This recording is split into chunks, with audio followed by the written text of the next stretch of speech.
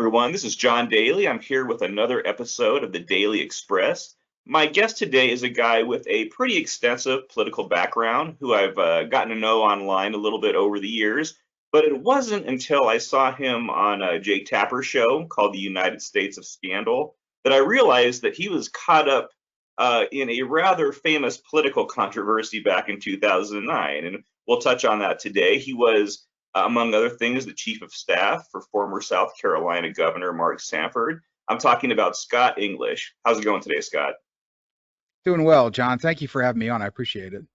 Oh, sure thing. And thanks for joining me. It's great to have you on. I, of course, want to get into Mark Sanford's mysterious disappearance way back when and the bind it put you in all those years ago. But I first wanted to talk about your early political background. You ultimately ended up in Republican politics, of course, but I was reading a little bit of your political origin story, and he came from a very democratic blue collar household.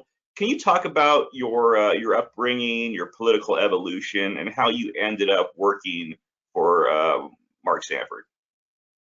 So I was raised in a Democratic household. I would say probably as deep into the Democratic Party as you could get over the generations. My family's belonged to that party. Growing up, my dad was a very politically aware person. He read the newspaper every day, very actively involved in local Democratic politics. And, we watched the Democratic National Convention every 4 years. In fact, I've always told people it was more likely I was going to see the DNC than the Olympics. So, my dad was a loyalist. He voted for Carter, voted twice. He didn't regret that mistake. And then voted for Mondale because that's who it was supposed to be. And that was the political controversy in 1984. My older sister was a Gary Hart supporter, and so my dad basically almost ostracized her from the household as a result of that. So 4 years later, I registered to vote first time in 1988. I voted in the Democratic Party, but I didn't inhale. I ended up voting for Ron Paul. This is no joke. So I'll go from Dick Gephardt in the primary to Ron Paul in the general election because I thought Bush was too squishy. And I might be right about that. But when I when I happened was is that 1990 I was in college and volunteered for a congressional campaign. We had a local congressional race, and I was volunteering for one of the Republican candidates. The In Maryland, you register by party, and the campaign manager came to me and said, "Look, I think this might be a bit of an issue if you're a Democrat working on the campaign." And I said, "Oh, no worries. I just filled out a registration, a party change application right there, handed it to him, and said, look, send it in. It's fine." The I came home from school one day, and my dad and my grandmother are sitting at the kitchen table, and my dad said, "We need to talk to you." And I'm thinking, "Oh my God, somebody's been hurt, someone died, something like that." So I sit down and I'm like, "Is everything okay? Wait, where's mom? Is she okay?" And my dad said he reaches into the middle of the table and pulls out the registration card that I got in the mail that day, and he handed it to me and he said, "You got this in the mail today." And I'm looking at it and I'm thinking, "Shit, did I get drafted?" Nothing. I'm looking at it. I'm like, "Okay." And he goes, "Well, there's a mistake on there." And I'm looking again, and I said, "Well, no, sir, everything's correct here." And he goes, "Well, that says you're a Republican. That can't be right." And I said, "Oh no, I changed parties." And I got that much out. And my grandmother, always a very quiet woman, very unassuming woman, spent the next 45 minutes taking the bark off my tree. She get up one side, down the other. "Who talked you into this?" Like I had joined a gang or something like that. It's an And intervention. and I always used to say when I was doing talks down in South Carolina, I would have gotten less grief bringing a boyfriend home than a Republican registration card. My dad would have been fine with that, but the Republican registration was too much. Um, the irony of that is my dad got locally elected to the town council of my very small town on the eastern shore of Maryland, population of 800, and at that time, the Republican elected officials were pretty numerous. So my dad went from me being a black sheep of the family in 1990 to by the year 2000, he's dealing with all these locally elected Republicans, and he just says, "Yeah, my son's a Republican and he's working for Mark Sanford on Capitol Hill. We raised him to think for himself."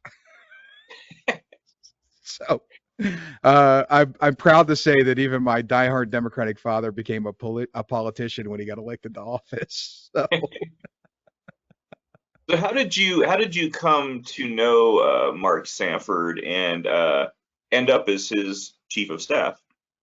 So when I went to Washington D.C. after I graduated from the University of Maryland, and I worked for Citizens Against Government Waste, which is a taxpayer group, anti-pork group started by Jack Anderson and Peter Grace, who was the chairman of the President's Private Sector Survey on Cost Controls, which was known as the Grace Commission under President Reagan. So they started Citizens Against Government Waste after that, to remain focused on those issues.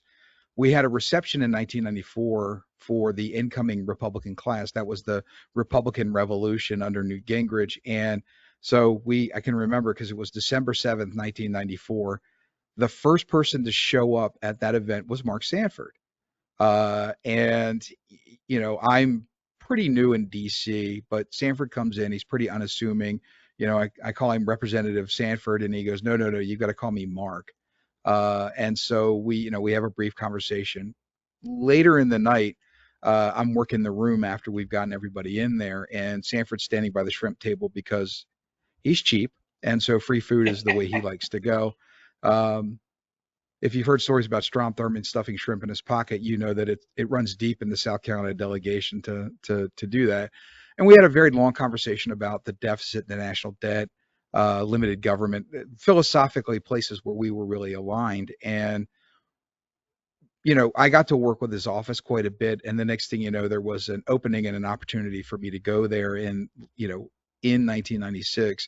So I took the opportunity. I thought I needed to work on the Hill. Maybe I could convert that into a lobbying position later on or something. I didn't realize then that that would become a relationship that would last a long time. I spent 5 years with Sanford. He self-term limited, so he was done after his third term. By 1999, I'd become the legislative director on his staff, and uh, so when he ran for governor, he talked me into coming down there to help out. I'd been an advocate for him running for governor when he was in the House. I thought it was a good idea, and in 1998, a Democrat won the governor's race in South Carolina, gave him an opening in 2002 to run. Um, so we worked on the campaign. Everything worked out well. I was the policy director in the first administration, so the first term. But it's hard to put it any other way. But because he and I knew each other so well, I had been his LD or legislative director. I'd been the policy director for the campaign. And for Sanford, he was very apolitical.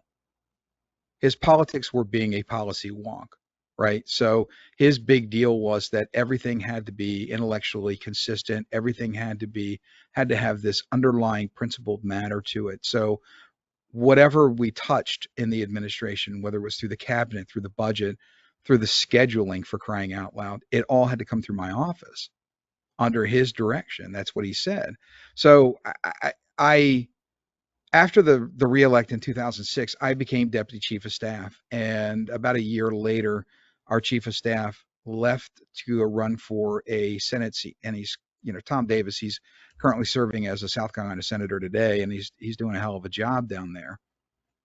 But here's the weird part. Okay, so Tom announces he's leaving. It makes news, and I got a short window of time, but I developed a memo for Sanford with people I thought were good candidates. I was not very well liked. I was the outsider in Columbia, and so uh, I was the kneecap guy, right? So if there had to be a bad guy in the room, I was the villain for the story, and I loved that. And I didn't think that I could pivot from that to becoming chief of staff. So it never occurred to me that I was even should have even been considered. So Sanford finally breezes in the afternoon. I've been calling him all day, and he calls the staff in to let them know what we already knew. That was Tom was leaving to go run for the Senate. And then he announced that I was going to become the chief of staff. And so there's 22 heads all swinging and looking directly at me. And I'd always sit in the back underneath a painting of Andrew Jackson in his office. Uh, and I'd always sort of busily scribble in a notebook so it didn't look like I was too engaged in the conversation. And I just looked up and said, "What?" And he said, "Well, you're going to be the chief of staff now." And I said, "Okay." So we get done, everybody leaves, and I'm walking by and I hand him the memo and he goes, "What's this?" And I said, "Well, that's a list of candidates for chief of staff for you." And he goes, "Why don't," and he pushes it back and he says, "I don't need this." And I said, "No, no, no. You need to look at that." And he goes, and his hand takes it and he goes, "Well, what am I looking at?" And I said, "Well, let me ask you a question. Is my name on there?" And he said, "I just get to the point." And I said, "Mark, you always ask the guy you're going to make chief of staff if he wants the job." And he goes, "Okay, fine. Do you want to be chief of staff?" And I said, "No, hell no, absolutely not." And he just goes, "Well, I'm glad I didn't ask you. Now get to work." And so there it was. That's how I became the chief of staff. Not the last time he would surprise me, by the way, obviously. Whoa. That's why we're talking, but Yeah, yeah. Well, no, let's get into that. So I don't want to tell the whole story. Jake Tapper did a very good job detailing it out. So people, I would highly recommend checking that out. But to sort of summarize and let me know if I screw any of this up, Scott, the governor went missing for a week in the summer of 2009. It became this huge national story. You couldn't reach him. His family couldn't reach him. At some point during that time, a narrative came out that Sanford was hiking the Appalachian Trail. That's a part of it that a lot of people seem to remember. That wasn't the true story. In reality, he was in Argentina with the woman who he'd been having an affair with. Um, I remember for a political outsider like me, I don't have a lot of experience in politics at all, just some volunteer work here and there. But for people like me and millions of others, it was such a weird, surreal story. But you, Scott, you were right in the middle of it. Can you talk about that experience a bit and what it was like having to manage such a crazy situation? And also, can you describe what you knew at the time and what you didn't know?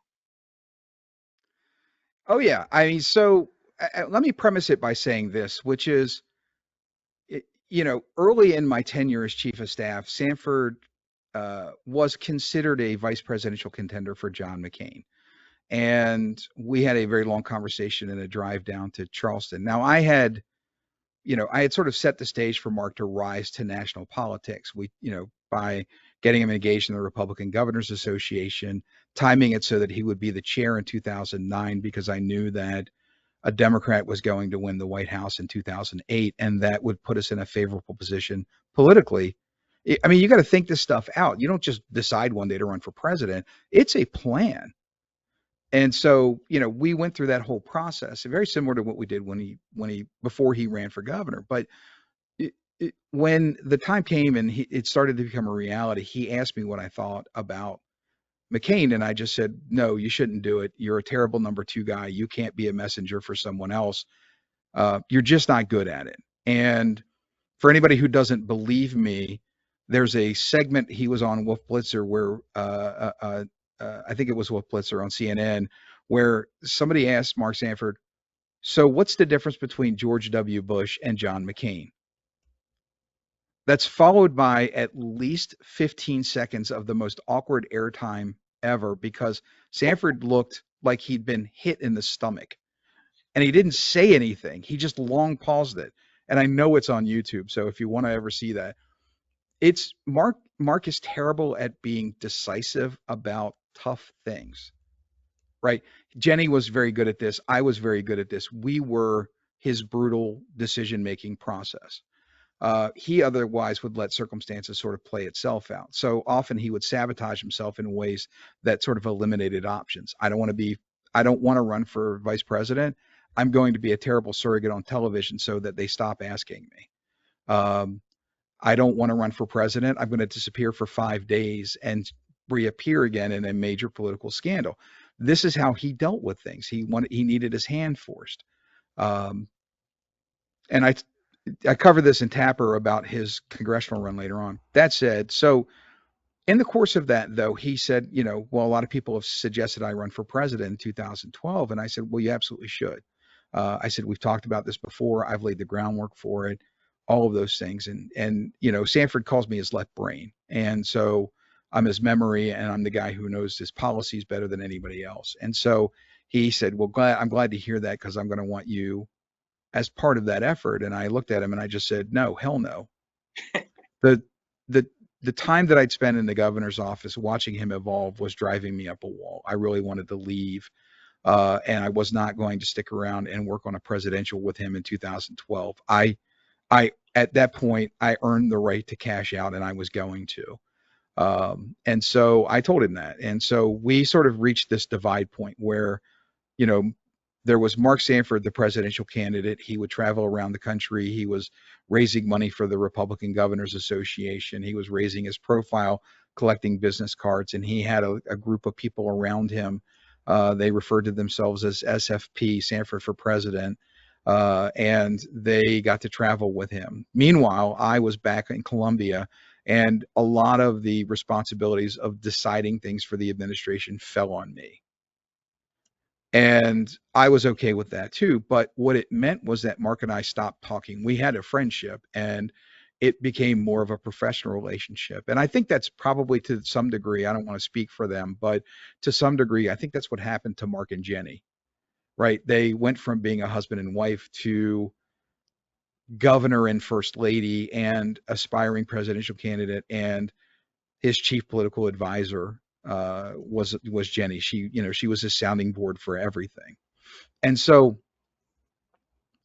by the time that this happened, so this is June of 2009, I don't even know he's leaving town. And I find out the day of. I had scheduled a meeting with Sanford, and on that day, I was actually going to meet with him so that I could tell him I was leaving. Um, I was going to go run for Congress in the first district of Maryland, which is where I was from. And so it was time for me to depart. There was a Democrat that took that seat in 2008. It was good for me. I wanted to go for it, and it was my home territory. He blew the meeting off because he's, you know, racing around to leave for Argentina. So I call him, and we had this conversation, and I'm just like, okay. And he said, well, I can't meet with you today. We'll have to meet when I get back. And I said, okay, fine. How long are you gone? And he said, 10 days. And I said, are you out of your mind? And he goes, no, I just need to get away. Well, I thought he was working on a book. Well, he was working on a book. I thought that's why he was leaving. And so he said, look, I'm going to be unavailable. So if something comes up, just take care of it. And I said, okay, but you'll be reachable by phone, right? Yes. Well, that was an absolute lie. Because there's something that came, look, and I will say this, I guess in some effect, I was governor for 5 days of the state of South Carolina. And all I know is that the sun shone, the weather was great, no one died, and people were happy. And so, Well done. to the, Well done. to the degree that I have wielded executive power, I apparently wielded it effectively, except when it came to Mark Sanford. So I get to the very odd part of this is, you know, it's Father's Day weekend. I can't reach him. I'd gotten a report that he was speeding down the road, and there was a complaint. So I called the head of SLED, which managed security for the governor, and I just said, hey, listen, you know, I need to track down the governor. And he says, we'll get on that. I said, I can't reach him by phone, and so if you know where he is, let me know. Then I called the director of the Department of Public Safety and just said, hey, listen, if one of your guys stops the governor, give him a ticket. And he goes, okay, why? And I said, I want paper. If he gets stopped, I want paper. I want to make sure that the governor doesn't get off the hook, right? I'm thinking politically right out of the gate. Monday comes, and my communications director comes into my office, and he's talking to Jenny Sanford, and he's like, and he goes, well, let me give the phone to Scott. So she hands me the phone, and she says, well, I talked to an AP reporter and told him that I didn't know where Mark was over Father's Day weekend, and he's been gone since Thursday, and I don't know what else. I don't know what else to say. And I said, well, did you call the reporter, or did the reporter call you? And there was no answer to that. And she just goes, well, he's your fucking problem now. And she hangs up on me. I'm sorry, you may have to bleep that out, but Oh, don't worry. They got me. They got away money. For sure. uh, and I immediately look at Joel. Now, Joel and I quit smoking that year, and Joel just said, "I'll be back." And he comes back and he throws a pack of cigarettes at me and he goes, "Let's go outside and talk." And so the two of us are out there, and immediately 6 months of not smoking got thrown out the window as we're standing outside chain smoking, trying to figure out what to do. So the reality is this, which is Sanford had planted this story with someone on my staff that if anyone asked, he was hiking the Appalachian Trail. Sanford's a weirdo, right? He does crazy things. He takes these weird, bizarre trips. I remember at one point he took his kids uh, to like India and Mongolia because he wanted them to see what the real third world was like.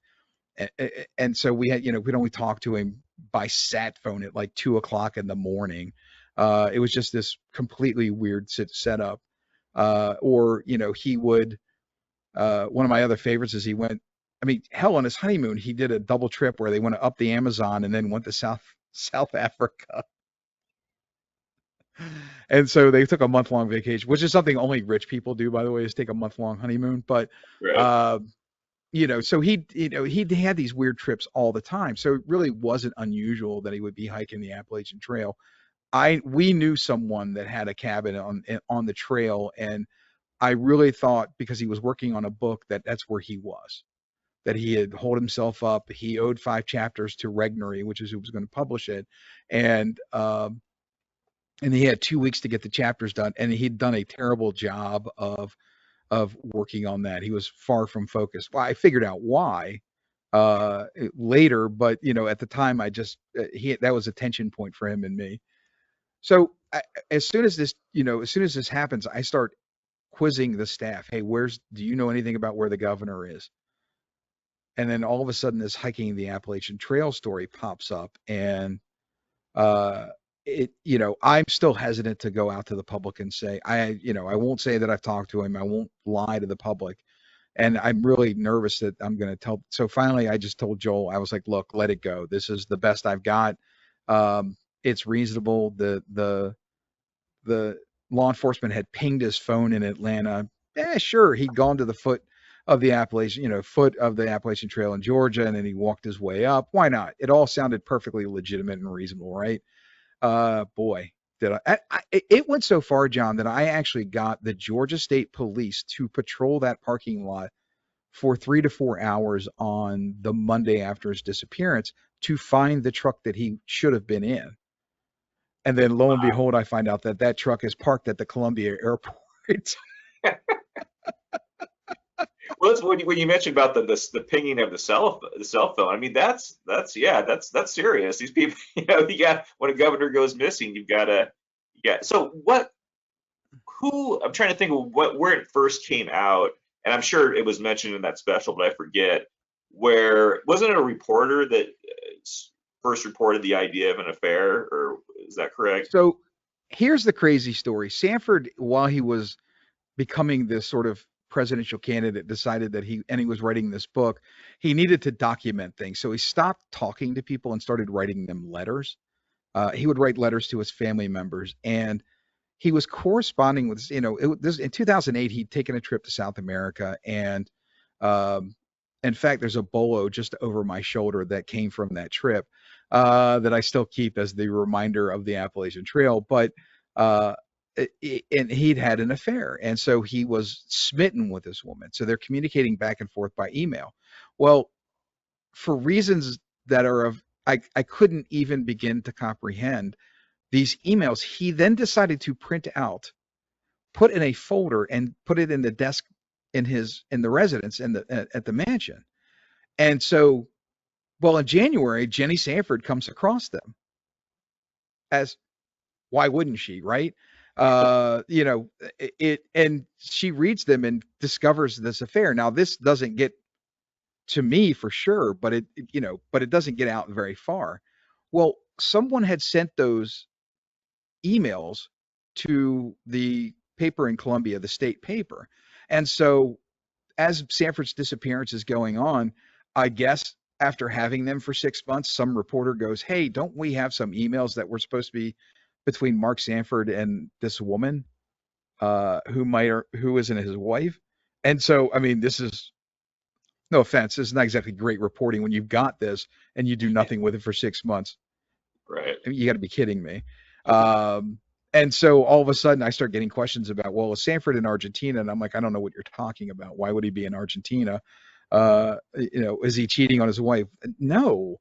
I mean, I honestly was shocked by the affair just because, Mark was so self-involved and clueless. I wasn't even sure how he got married, let alone that he would have, that he would score a second woman in this process. But because I mean, every story he's ever told about dating just ended with him being just an incredibly terrible date. Like he would eat food off a woman's plate, or he would take them down to the family farm, and then they would be they would be dressed up, and then he and his brothers and sister would go out on these hikes in the mud, and this poor woman would be dressed up, and there she is digging in the mud with the rest of them. So, he was just a terrible husband or a terrible boyfriend. So I couldn't assume that some other woman would then want to be with that. But, um, so these emails are, I mean, if you read them, they're online. If you read them, it's exactly the sort of, like, it's in Sanford language. So I could have immediately told them, yep, that's Mark, just by the way, by some of the phrasing and things like that in there. So so they've got these, and they are like, so they decide to, when I announced that Sanford's returning on Tuesday, the reporting crew decides that one of them is going to go to the Columbia airport and one of them is going to go to the Atlanta airport because that's where international flights come in. So I remember there were two reporters. One had a broken ankle, I think, and he got to draw the short straw and go to the Columbia airport. So Gina Smith is the reporter that met Sanford at the airport in Atlanta. So again, unbeknownst to me, my staff with a former staffer had concocted this plan to meet Sanford at the Atlanta airport and sneak him out because they knew that if he'd come to Columbia, all the SAT trucks that were there, all the reporters that were there, were going to be there waiting for him. So he'd have to have an impromptu press conference at the airport. So their clever plan is to get him out in Atlanta. Well, Gina is there and she runs into him. And while she's having this talk with Sanford and he's telling her this bogus story about getting away to clear his mind and whatnot, the former staffer calls me up. This is like 6 o'clock in the morning, and he goes, "Hey, I've got Mark." And I said, "Okay, well, let me talk to him." And he said, "Well, I can't. He's talking to a reporter." And I said, "Where are you?" And he goes, "Atlanta." And I said, "What? Who's he talking to?" And he goes, "Ah." And he describes her. And I said, "That's Gina Smith. Get him out of there right now." So in the first story, I'm reading at like 8 p.m. or 8 a.m. in the morning, and it says a staffer came and grabbed him and dragged him away. And I was like, well, that's when I told him to go get him. So I Oh, know that, nothing, right? So the whole time this is going on, I'm now picking up, maybe Sanford had an affair. All of these people there were people on my staff who knew where he was, and they point blank just had lied to me about it. And I think in their poor strategic minds, they thought they were protecting me. Well, they did, but they also threw me under the bus. So it was a simultaneous act, I guess. My ignorance became my shield, but at the same time, I'm still his chief of staff, and why don't I know where he is? And you must have been lying to the public when you said he was hiking the Appalachian Trail. And my answer is, well, inadvertently, I guess I was, but it certainly wasn't my intent. I would have never done that.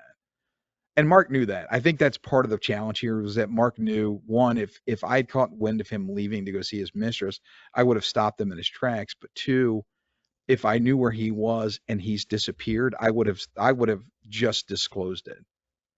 And so that's the dual-edged sword in dealing with Sanford. He knew that I would never bullshit anybody, and so that was important to him to keep the truth from him. But all these staff come in on Wednesday morning and they all want to bare their souls to me about how sorry they are. And I was like, it's too late now, guys. I've got to write these notes out because I'm going to be testifying in front of someone. And so, in fairness to me, I need to be able to provide truthful information. So don't tell me now what you should have told me 2 days ago. right. I actually didn't know where he was till we had this god awful press conference where you know, I'm I'm trying to have both our communications director and I are trying to talk to him, and he's on his phone with with Jenny. He's on the phone with his spiritual advisor, if you can believe that he had one. He did. Um, who'd been, by the way, who'd spent the better part of 9 months trying to heal his marriage by getting him to break up with this woman multiple times. Oh wow. Like Sanford traveled to New York to break up with her. He spent 2 hours on the phone with her in the office and, tried to break up with her, but he just failed every time miserably. And I think, Jenny sort of discusses this at one point, which is he sort of gave it one last ditch effort where he needed to see her to see if he could break up with her face to face again. Um, he was out of control. I mean, he just had lost his mind about this. He turned into like a 15-year-old lovesick teenager. And so it was really weird to watch for a guy who basically had no emotional tone whatsoever, to suddenly become this emotional mess. And he was for a while. Um, Well, I so he goes remember. out there, has his go I was ahead. just gonna say, yeah, you're talking about the press conference. So I mentioned earlier how the Appalachian Trail is what a lot of people think about. What I remember most is actually that press conference where he came out and he was sort of describing the affair in really sort of very romantic terms, like it was like you're reading a romance novel, as if he were trying to sort of woo, the reporters. I just thought that was the most bizarre. And I'm sure I can't imagine what was going on through your mind when he was talking that way. Well, I can answer that question for you. I typically with press conferences when I was, from the time I was policy director to chief of staff, I was always in his line of sight for two reasons. Number one is every policy question came to me even after I was no longer policy director because I was his left brain. But the other thing is that I would decide when the press conferences were over. I would, give it this and our communications director would call the press conference quits. I was out of position for this one, because there was just a mob there and there was nothing I could do about it. And finally, he's meandering into, left field beyond belief. And so I sent my guys up there to pull him out because I didn't want to be anywhere near him. And so when it's over with, Tom Davis, my predecessor, and I and our communications director are walking with Sanford back towards the governor's office. And I had looked at at Joel, our communications director, and I just said, all right, he's sorry to the people, he's sorry to his family for violating their trust. He's sorry to his staff for lying to them, and he's sorry to the state for letting them down. Uh, I need a full release because whatever he just said didn't make any sense. And Joel's like, got it. So then Tom and I go into his office, and now this is something that Tapper didn't broadcast, but this is a story I told him, and that is Tom and I are sitting at a table and in Sanford's office, and Sanford, I guess it's just an attempt to relieve the moment, cracked the joke. And it was at that point that I jumped up and I went at him. And Tom had to physically restrain me.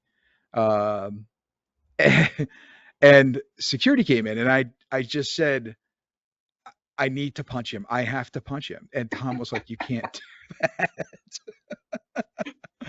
And Well, I'm I'm glad that trying to get at that him. could have been bad. And so the moment's broken by us, Joel walking in. He's got the release and he hands it to Sanford and he goes, I'm not sending that out. He goes, I already made my statement. And Joel goes, were you out there? And he goes, that was terrible, Mark. Nobody knows what you were talking about. And so he goes, fine, let me look at it. And he looks at the release and all of a sudden he takes a pen and he crosses through the first paragraph. And I said, oh no, I think you're mistaken. This is not your choice. Here's what's going to go out. That statement, which I will approve, or my resignation, and we're done. And Joel said, I got to be honest with you, Mark, I'm with him. I'm going to have to go too. Wow. And Sanford he just throws the paper in the air and he's like, fine, whatever. Um, I, I, I mean, it took me time to process this. Sanford, I mean, we had Michael Jackson die and Farrah Fawcett die the next day.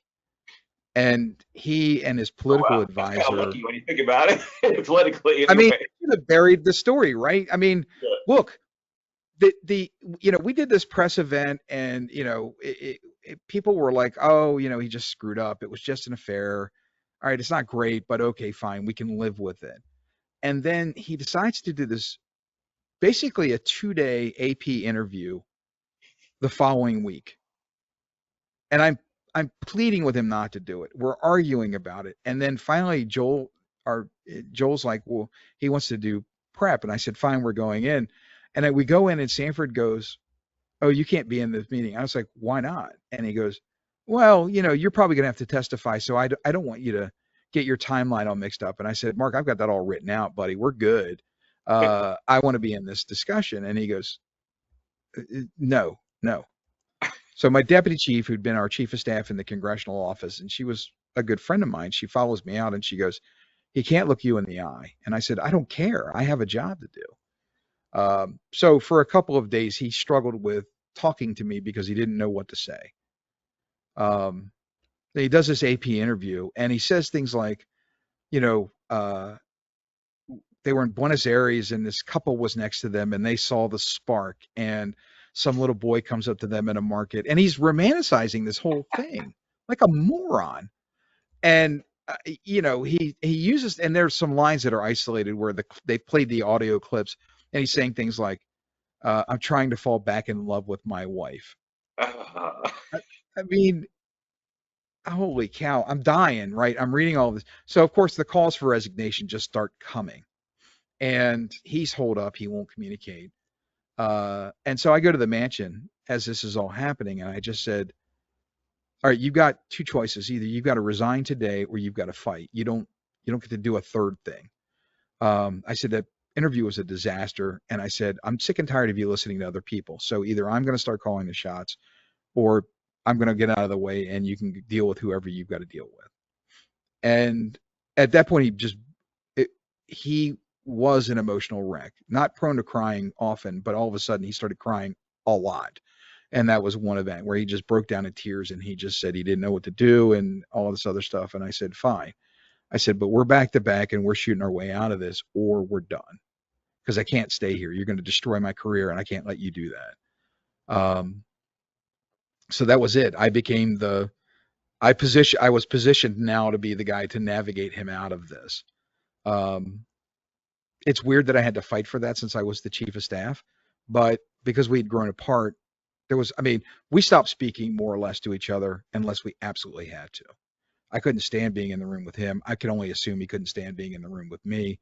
I'm not likable when you won't engage me. And so with him, early on in my time in his office, he always told me never to be the guy to blow sunshine up his skirt, always I had to be a fighter with him. And so I remained that, but I think he got tired of it after a while and he just didn't want he didn't want to fight with me anymore. And I don't think he wanted to fight with Jenny anymore either, because we were the only two that ever really pressed him to make decisions. Right. So there it is. I mean, how we survived the first week, I don't know. I do know how we survived the rest of it all. Um, one Look, was, um, go ahead. one was basically containing him and then bringing him back to places where people were like, oh yeah, he did do well at that. So we started, like, we had reformed the DMV. And so he did a DMV tour, basically is what we called it, where he would go around to the DMVs, remind people of, how he'd done a great job. And you could get through there much faster now. And he thanked DMV employees and so forth. It was leaning on the most positive thing we could. And then he started doing civic groups and things like that, where he just apologized to everybody over and over and over again to the point where it was painful. Um, and so that helped a lot. So, but the interesting dynamic to that, and I know we're going to get into this conversation, so I'm going to lay out the marker now. The interesting thing about that is that when Sanford, after that scandal, getting our agenda passed in the legislature got easier, not harder. Really? The thinking always was Sanford was running for president, and so nobody, Republicans or Democrats, wanted to help him in that matter. And so once the idea that he wasn't going to run for president anymore and that there was credit to go around, I think they were afraid that they wouldn't get credit. As you know, most elected officials are very secure in their positions and, don't need a spotlight to feel better about themselves, but the occasional one or two or all of them, have a tendency to need credit. And so they felt like he was going to suck it out of the room. But we got a lot more done in the last year I don't want to break my arm and pat myself on the back and say I was a great negotiator. I mean, that's true, I am, but but it was easier under the conditions because he was no longer the issue.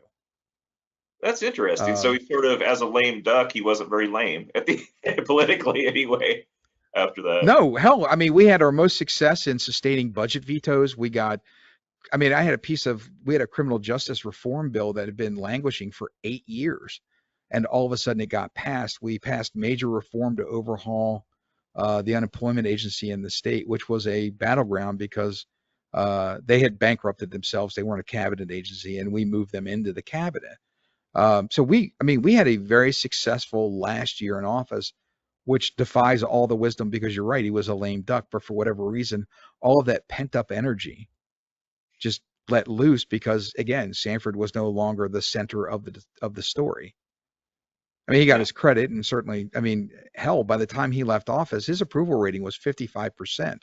He was the 13th highest governor in the country for approval ratings in 2010, 2011. It, it it's the gateway to getting him back to running for Congress in 2013.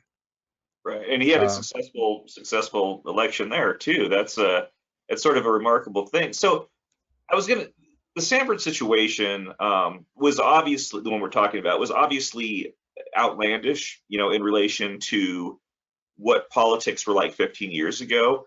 But I can't help but think that if such a thing were to happen today, I'm not sure it would really stick out as being particularly strange, or really kind of even a non-starter. I mean, we've been in the Trump era now for almost a decade. There are seemingly no political taboos left. I think acts of moral indecency, ethical indecency, in a number of cases almost feel like a feature rather than a bug in today's politics. It's almost like a segment of the voters feel like they need a bad guy, who isn't afraid to get his or her hands dirty in order to get the job done, and thus a lot of voters, I think, are willing to overlook all kinds of moral shortcomings, even disgraceful behavior from leaders. Really, even if it's kind of gotten to the point where they don't even really make that reliant on whether or not the leaders are getting the job done. It's just sort of, even if people are out there just saying crazy things on cable news or whatever, that kind of comes across as a win.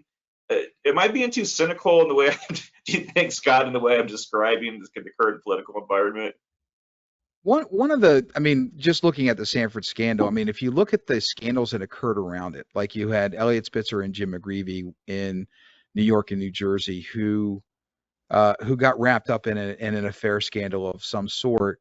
I think McGreevy's was more serious. Not that hiring a prostitute and paying extra, to wear your socks is, good. But Spitzer, I hate to say this, he hired a prostitute. I mean, you can make your ethical choices about that, but he had to resign. And with McGreevy, he was in a blackmail situation. It was a much more serious situation. It wasn't just having an affair with a man, but it was the power that affair then created over the governor's office. That became a real threat, and that's why he had to resign. But I mean, much like the Clinton impeachment, it was just about, it was just about sex. Well, no, it wasn't. It was about the choices you make as an elected official in that position. Is what Clinton was impeached for. It's what McGreevey was, kicked out for. It's why Spitzer left, and so forth. What's interesting is Sanford, we flipped the script on that, right? We didn't go out and hire a crisis management consultant company. We didn't hire some PR person. We didn't do any of those things. We basically stuck to the organization, and we fought our way out of it. On some level, I created a blueprint, or we created a blueprint. I don't want to say just me alone, but we created the blueprint that started wearing down this sense of decency. So I accept some responsibility for that. I'm kind of sorry for it, to be honest with you today, seeing the damage that was done.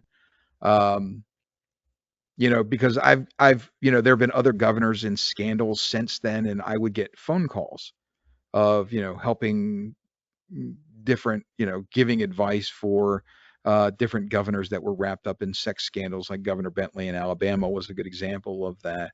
And, you know, because I succeeded where others didn't, right? I had done something that no one had done before by being in the spot. But what I tell people is this, is that it isn't, the assistance I got was the politics of it all. The lieutenant governor was running for governor, and as were the attorney general, the congressman from the third district who'd taken Lindsey Graham's seat when he ran for the Senate, and Nikki Haley. And so everybody had a stake in the next election, and no one needed the lieutenant governor in the governor's office running from that spot for the job. It would upend the entire electoral process. So we had an assist with it being so close to the next election where Sanford was not a candidate, that put a firewall around us. So it gave us room to operate. Now, we could have still screwed that up. So, I mean, we played the game. But that's always the backdrop no one thinks about, is that if Sanford had dropped out and the lieutenant governor had become governor, that would have been game over on the 2010 election, I think. Hmm. That he would have been run from a position of strength, and that's what everyone was worried about. Well, But that's it. Yeah, just yeah. I think it's interesting that people sort of have come to you in these similar situations to kind of to see what to do, and it's interesting that you express some regret over that too. I was so you left politics, Scott. Is it 2015? Is that right?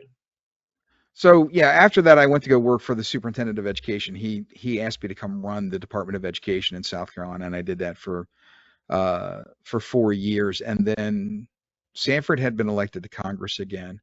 Um, I had planned on leaving, and Sanford was in a bit of a problem. He had, in 18 months in office, he'd had three chiefs of staff.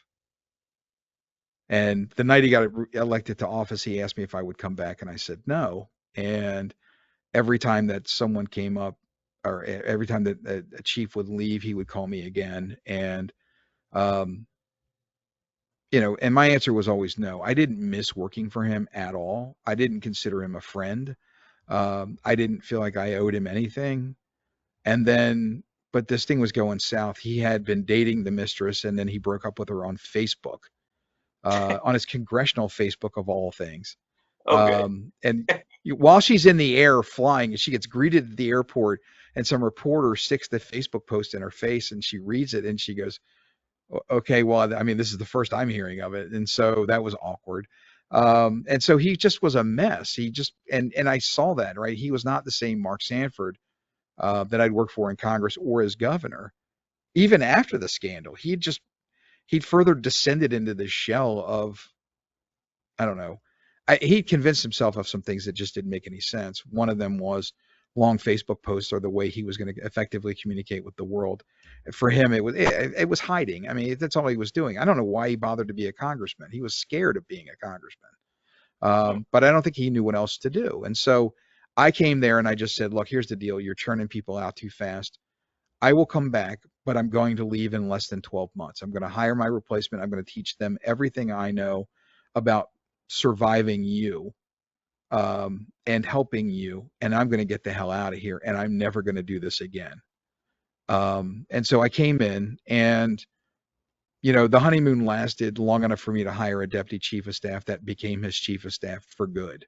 Um, and, but after that, I mean, he and I were at odds about just about everything.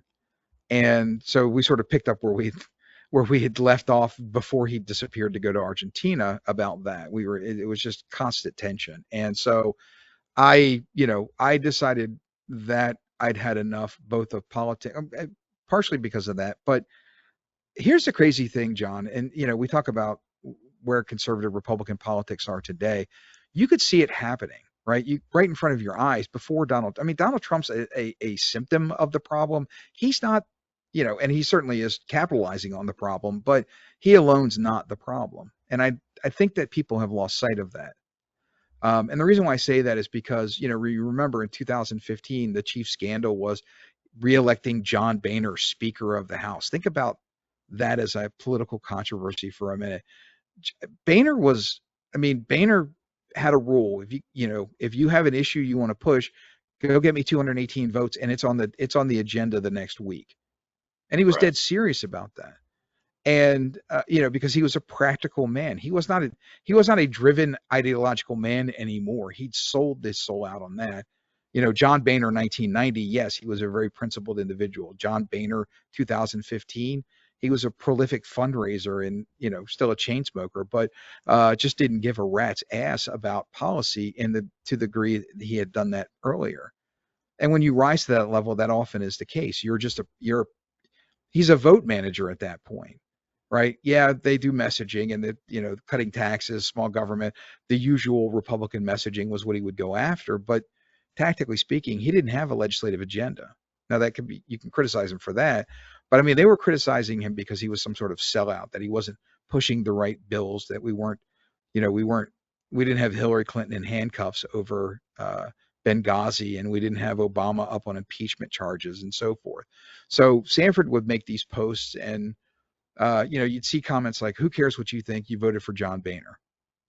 I mean, you're telling me that the speaker vote, which is like the most inside baseball thing of all time, is suddenly defining whether or not you're a Republican? Okay, interesting.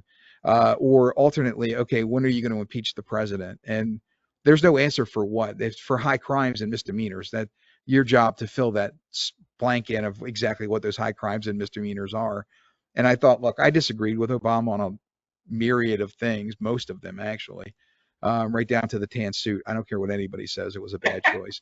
Um, but I mean, and I was watching members of Congress become very performative at that, right? They, you know, in private meetings there was one conversation, and then in their public statements there was an entirely other one.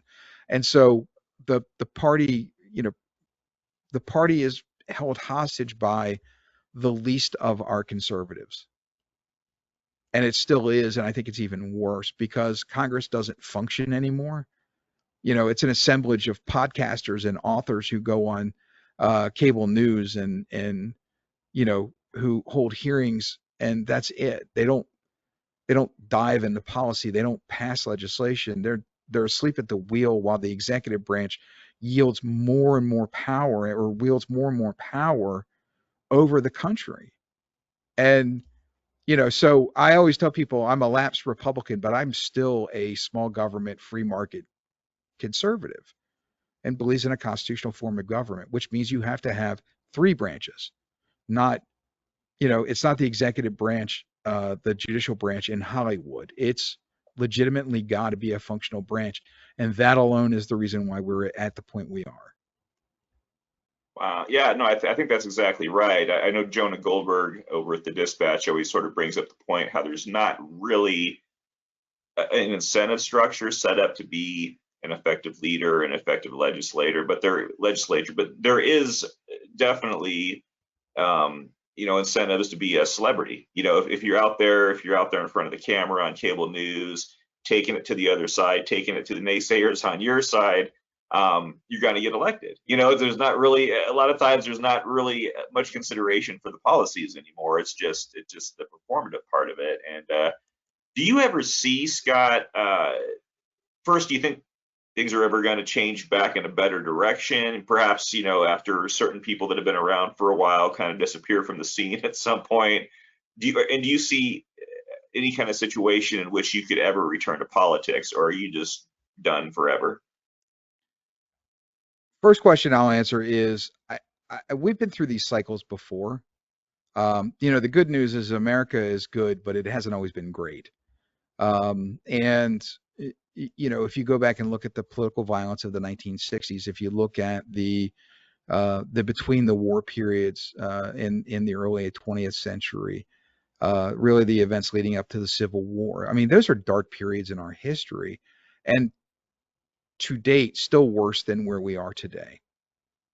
So that's the good news. The bad news is we could very easily slip into that period as well. But I think we're going to get out of it because I get the sense now that anger that was bubbling around in 2015, 2014, which, both parties poured gasoline on the fire to begin with. So let's just be clear about this. I'm not a both sider guy.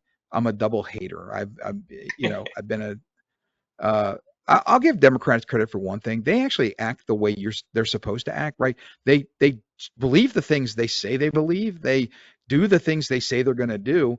So you got to give them credit for being consistent. That's changing now with Kamala Harris, who's decided to run we'll call it a Trumpian campaign. This is Trump 2016, right? Where it's like, who cares what the party platform is? I'm going to run on it, locking her up and building a wall and making Mexico pay for it. That's not policy. That's just, those are just bullshit bumper stickers. But, um, and I mean, so but I think people are genuinely getting tired of that. The first step is admitting you have a problem. And I think that's where we are. Now we've got to take America through the next 11 steps in order to get back to where we need to be again. And I do think that's going to happen. What would it take for me to get back in politics again? I vowed never to work for another politician. That doesn't mean that one day I wouldn't be one. Oh, I had toyed with the idea of running for Congress once. I had the perfect plan to run for the first district of Maryland where I grew up. And I think I could have been a very effective congressman, certainly better than the current occupant of that seat who got elected in that 2010 election cycle, whose first question upon getting elected to Congress was, when does my health insurance kick in? Um, you can Google that. You'll get his name. I won't disparage him by name, but uh, but he's a disappointment. But he represents my home, and that's what bothers me the most. Um, but I think if I ever saw the opportunity to go in and be impactful, I'm not going to run just to be a member of Congress. If I thought I could make a difference in the discussion, focus on the things that matter the most, and for me, it's still the same things I cared about 30 plus years ago when I found the kindred spirit in that when it talk about limited government, free market, uh, you know, fighting back the national debt. I think the bankruptcy of this country. I don't want to. This is proof that I'm not part of the bubble. I think the greatest threat to democracy is the national debt. I don't think yeah. it's Trump. I don't think it's Trump. I don't think it's Kamala Harris. I don't think it's the Democrats or the Republicans. The national debt is going to destroy this country, and it is the enemy no one talks about. Yeah, it's frustrating. I'm a longtime fiscal conservative. I do still talk about it, but it's nobody in a position of really consequence is talking about it anymore. And neither party. I mean, I was always sort of a fan of at least where Paul Ryan was at on these issues, but he's sort of a pariah now. He's gone. But yeah, no, I won't get into the national debt here right at the end. But no, I am totally with you. No, but it has a political implication. So let me take you through the steps. Okay, so Elon Musk and Donald Trump sit down for a I'm going to use quote fingers on air unscripted conversation, right? And so one of those unscripted moments is Elon Musk bringing up the national debt, the fact that interest payments are higher than that interest on the debt is higher than defense spending. He's fishing for Trump to speak about the national debt. Trump then tells him about how he made the military great again, right? Um, that I knew it was a scripted moment is that Elon's fishing for something. And so he comes back to it again. Now it takes him 25 minutes. That whole interview was an exercise in patience that no one should ever have to go through again. But it was illustrative and it illustrated some things in a way that I think people need to pay attention to, right? Stop listening to the quotable Donald Trump and listen to how Donald Trump has to communicate. And then you start to understand him better.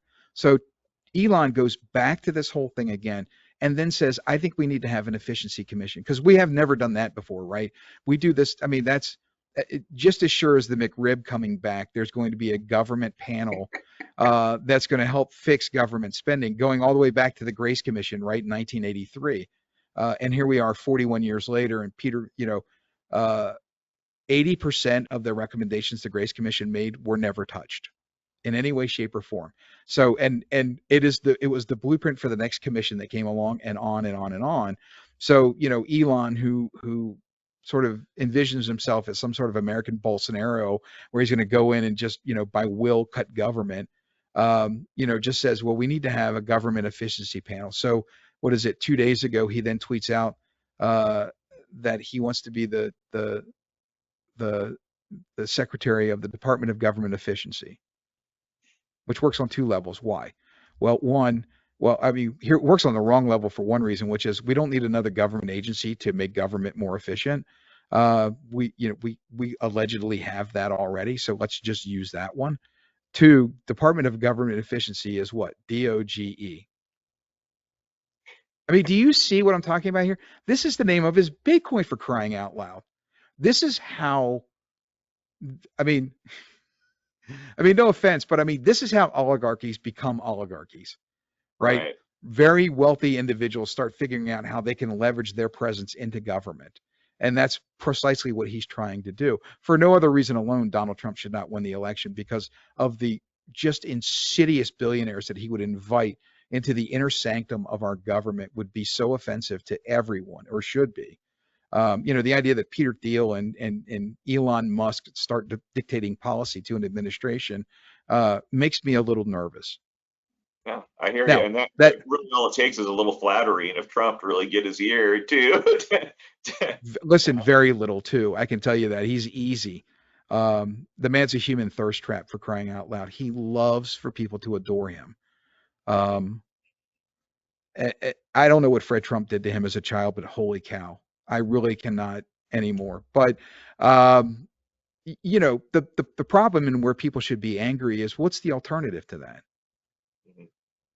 I mean, I don't know Kamala Harris any more than anybody else does. I know that Donald Trump donated money to her, and we should never forget that. That's There true. was no It's funny. practical. He did the same with Hillary and Biden, but all three of his opponents, he was donors for them at one point. But yeah, no, it's in yeah, I don't have any faith in Harris either to do anything fiscally conservative. She's Biden did, and I don't expect her to. People just kind of want to get away with what they can get away with while they're in power, and just kind of leave these huge, you know, problems that are casting this huge shadow over us for someone else to deal with in the future. And it's going to be awful when everything comes crumbling down. To her credit, I mean, her speech, she just did her acceptance speech.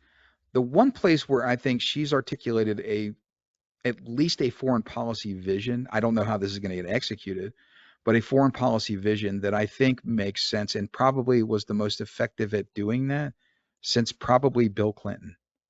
You know, Bush's foreign policy was very unclear. I mean, remember after the first debate, he had to memorize the name of world leaders of every country because he was afraid there was going to be a pop quiz and then he would look stupid by mispronouncing their names. Uh, you know, Barack Obama's foreign policy was basically sort of I don't even know. I mean, this guy was searching for the Nobel Peace Prize, but wars just kept getting in the way of that. And Trump, I, I, his foreign policy was basically like, I'm going to make friends with the biggest scumbags on the planet who happen to run countries, and we're going to be friends with them now. He was not. I mean, here's how not tough on Russia he was. Virtually every member of the House of Representatives and every member of the Senate voted for a sanctions bill in 2017 that Trump then vetoed, knowing full well that it was going to get overridden, so that virtually every member of Congress and every member of, would vote again to override it. When you can unify progressives and conservatives and blue dogs and moderate Republicans and basically the neocons all into one group on a foreign policy issue, you've threaded a needle that very few could possibly thread. And it was all over Russian sanctions that he claims to be tough on Putin about. Give me a break. Putin's not afraid of him. I don't know who he's afraid of, but he's not afraid of him. Yeah, no, that's true. That's true. Well, that's probably a good place for us to wrap things up, Scott. It was really great talking to you. I thought this was very insightful. I appreciate you, giving this time to me. It's just I always try to find interesting people who have a fascinating experience to be able to share with people, and you definitely had that. In the show notes, I'm going to put, you do have a website out there. You haven't written a whole lot on it, but if there's anything else you'd like to plug, we'd be happy to add those as well. Anything you'd like to add? I will say this, which is I paused on writing a long time ago and I cleaned up my website and after until partially because of the documentary, so I didn't write nearly as much. I've reached the point now where I'm ready to start writing regularly because I really want to wax on politics, even if nobody cares what I think. It at least makes me feel better. Um, I've been and there. I've been so, there. because I mean, precisely for the reason you said, nobody's talking about the national debt. Well, fine, I need to get that off my chest, though. And I mean, surely there are at least a small handful of people out there that care about it as much as I do, or you do. And so, for me, it's worth doing. But then again, I don't. I have a Twitter account, and I'm there to entertain myself and no one else. And if you like what I tweet, then say so. If you don't care, I don't care either. It's fine. I'm a has-been. I'm playing it simple, and that's the liberty of being a has-been, is you can do those things. So You can tell. I hope I didn't bore you too much. Oh no, that was fantastic. Yeah, I'll put all the links there so people can follow you, people can keep up with you, and I just want to thank you again, Scott. It's great having you on. Love to have you on again in the future sometime.